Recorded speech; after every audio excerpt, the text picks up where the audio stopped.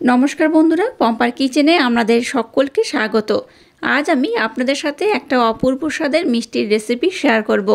চিনি ছাড়া একদম ইউনিক পদ্ধতিতে বানানো আজকের এই মিষ্টিটা আমার মতো একবার হলেও ট্রাই করতে পারেন। এটা দেখতে যেমন সুন্দর, খেতে তেমনই অপূর্ব, অসাধারণ।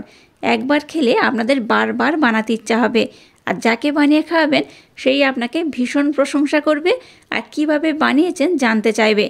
তাহলে চলুন দেরি না করে আজকের এই অপূর্ব স্বাদের নরম তুলতুলে মিষ্টির রেসিপিটা দেখে নেওয়া যাক। আজকে যে মিষ্টিটা বানাবো তার জন্য দেখুন এখানে নিয়ে নিয়েছি ময়দা। বড় কাপের মাপ করে প্রায় 1 কাপের মতো ময়দা আমি নিয়ে নিলাম।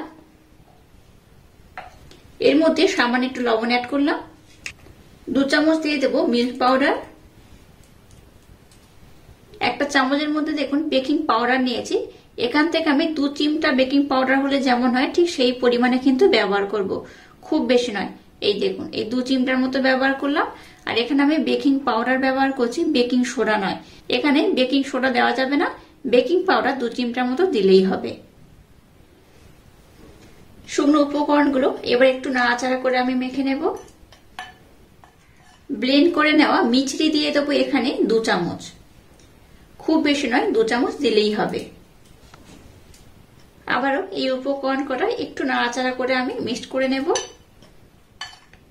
দিয়ে দেবো 2 চামচ ঘি, খুব বেশি নয়, 2 চামচ দিলেই হবে।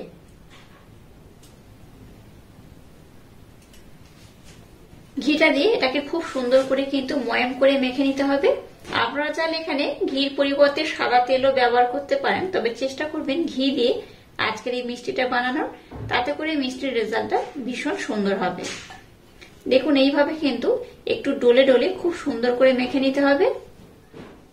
সমস্ত উপকরণ খুব সুন্দর করে মেখে নিয়েছি। এবার এখানে একদম হালকা গরম জল ব্যবহার করব।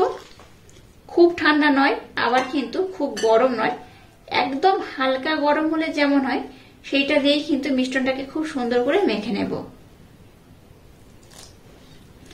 অল্প অল্প জল দিয়ে মাখবেন, নতুবা মিশ্রণটা কিন্তু নরম হয়ে যাবে। তাই অল্প অল্প জল দিয়ে এটাকে খুব সুন্দর মোলায়েম সফট করে মেখে নেব। মিশ্রণটাকে দেখুন আমি কিন্তু খুব সুন্দর মোলায়েম সফট করে মেখে নিয়েছি, দেখে বুঝতেই পারছেন এটা কতটা মোলায়েম, কতটা সফট হয়েছে। যাই হোক, এবার এই মিশ্রণটাকে আমি 10 মিনিটের জন্য রেস্টে রেখে দেবো। ততক্ষণ একটা শিরার দরকার, শিরাটাকে বানিয়ে নেব। এবার দেখুন গ্যাসটা জেলে দিয়ে একটা কড়া বসিয়ে দিয়েছি।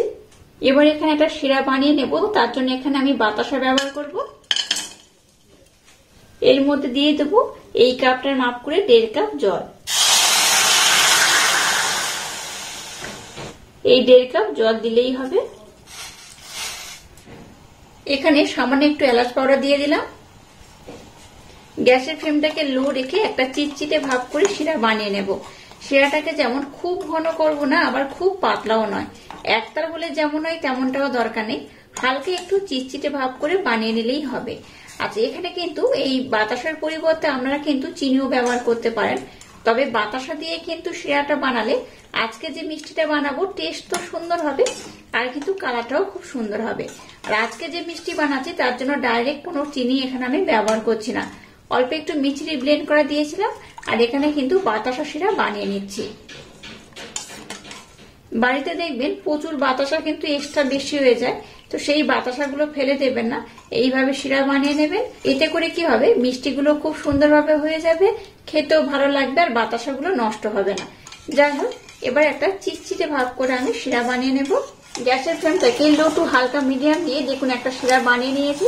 শিরাটা যেমন খুব চিটচিটে নয়, আবার কিন্তু খুব পাতলাও নয়, দেখে বুঝতেই পারছেন ঘনত্বটা কেমন হয়েছে। এবার আমি গ্যাসটাকে বন্ধ করে শিরাটাকে ঢাকা দিয়ে রেখে দেব। আর এটাকে ঢাকা দিয়ে রাখলে দেখবেন আর একটু কিন্তু ঘন হয়ে যাবে, তো ঘনত্বটা কিন্তু ওই রকমই দরকার। তো যাই হোক, এই মিষ্টিটা দেখুন একদম রেডি হয়ে গেছে। এবার এটাকে ঢাকা দিয়ে রেখে দেব। আর চলুন মিষ্টিগুলোকে এবার আমি বানিয়ে নেব। দেখুন আমি শিরাটাকে বানিয়ে নিয়েছি, আর মিশ্রণটা আগে থেকে কিন্তু আরেকটু সফট হয়ে গেছে, দেখে বুঝতেই পারছেন।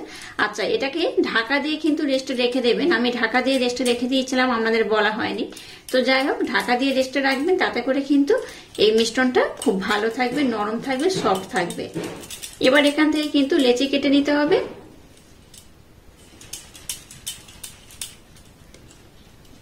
লেচিগুলো খুব যেমন বড় কাটবো না, আবার খুব ছোটও কাটবো না, এইরকম একটু ছোট্ট ছোট্ট করে কাটবো, খুব ছোট নয় আবার খুব বড় নয়।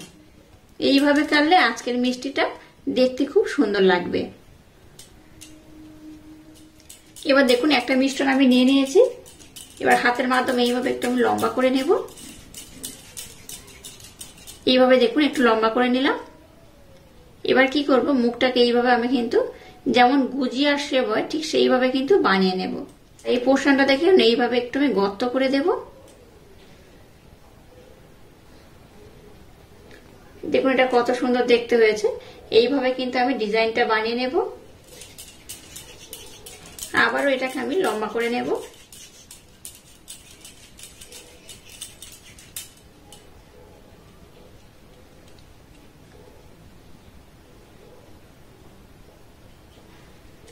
এইভাবে লম্বা করে নিয়ে পাত্রের মধ্যে রেখে এইভাবে একটু আমি প্রেসার দিয়ে একটু এইভাবে গর্ত করে নেব। দেখুন এটা কত সুন্দর দেখতে হয়েছে। এইভাবে সবগুলোকে আমি সুন্দর করে বানিয়ে নেব।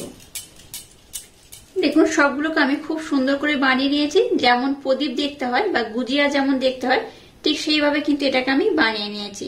চলুন এবার এই মিষ্টিগুলোকে আমি খুব সুন্দর করে ভেজে নেব। এবার দেখুন গ্যাসটাকে জেলে দিয়ে একটা কড়া বসিয়ে কড়ার মধ্যে তেল দিয়েছি আর তেলটাকে মিডিয়াম গরম করেছি। এবার যেগুলো এই মিষ্টি শেপ দিয়েছি সেগুলো তেলের মধ্যে দিয়ে দেব।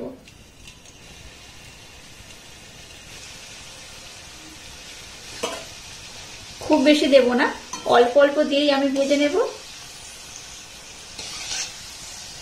এখানে যেহেতু বেকিং পাউডার দিয়েছিলাম তাই কিন্তু মিষ্টিগুলো অনেকটাই ফুলে বড় হয়ে যাবে। দেখে বুঝতেই পারছেন কতটা সুন্দর হচ্ছে। আর এটাকে খুব বেশি লাল করে ভাজা যাবে না, একটু হালকা লাল লাল করে ভাজতে হবে। তো আরো কিছু আমি দিয়ে দেব। দেখুন আমি কিছু দিয়ে দিয়েছি, কিছু আবার পরে দেবো। তো একেবারে সব দেবো না, আমি এইভাবে অল্প অল্প দিয়ে ভেজে নেব। আর দেখুন পিছনে পোষানো কিন্তু খুব সুন্দর একটা কালার হচ্ছে, দেখে বুঝতেই পারছেন। গ্যাসের ফ্লেমটাকে একদম লো রেখে এগুলোকে ভেজে নিতে হবে। দেখুন এগুলোকে আমি খুব সুন্দর করে ভেজে নিয়েছি, এগুলোকে আর খুব বেশি লাল করব না। দেখুন কত সুন্দর দেখতে হয়েছে। এইভাবে কিন্তু আমি সবগুলোকে সুন্দর করে বানিয়ে নেব, আর খুব বেশি কিন্তু এটাকে লাল করব না। এই মিষ্টিগুলো দেখতে যেমন সুন্দর হয় খেতে তেমনই অপূর্ব অসাধারণ। এইভাবে একবার বানালে দেখবেন আপনাদের বারবার বানাতে ইচ্ছে হবে। দেখুন মিষ্টিগুলোকে আমি খুব সুন্দর করে বানিয়ে নিয়েছি। এবার এগুলোকে আমি উঠিয়ে নেব।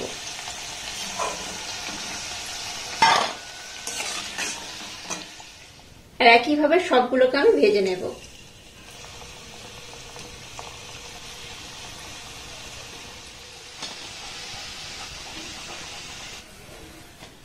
দেখুন শিরাটা কিন্তু আগের থেকে আরেকটু ঘন হয়ে গেছে, দেখে বুঝতেই পারছেন।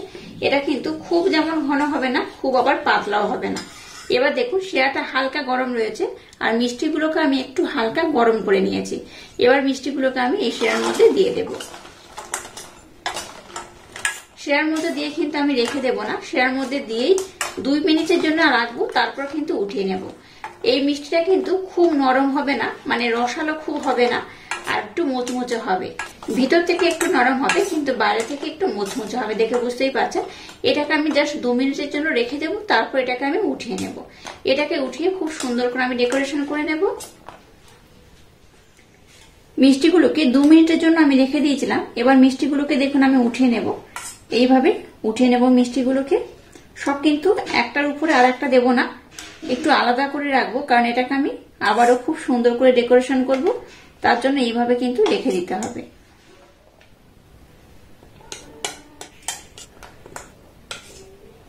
এবার দেখুন এরকম একটা ছাঁকনি নিয়েছি, উপর থেকে ব্লেন্ড করা মিছরি নিয়ে নিয়েছি।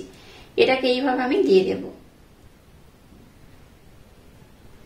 উপর থেকে দিলে কি হবে, দেখতে খুব ভালো লাগবে।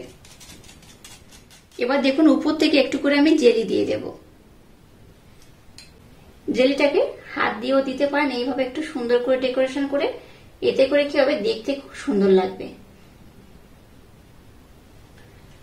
একবার চামচের মধ্যে নিয়ে নিয়েছি। এবার এখান থেকে অল্প অল্প করে আমি এই জেলিটাকে দিয়ে দেব।